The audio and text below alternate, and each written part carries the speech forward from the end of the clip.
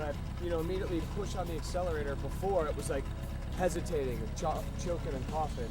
Just a little suction on there. Maybe there was something caught in the carburetor, pulled it right through, and got it out of there. I hope so. We'll see. We're gonna get back on the road and test it out.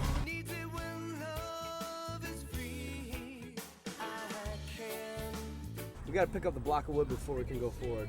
My parking brake. VW bus tour parking brake. I don't know what the hell's going on. I just do what he tells me. I just sit here and look pretty. That's my job.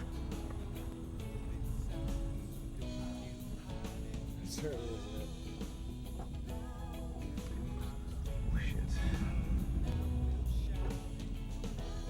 Oh shit. Running into some problems on the road, Willie. I can't even keep it. I can't keep it idling. Like I'll turn it over and it'll barely start up and it'll clunk, clunk, clunk, clunk, clunk, out.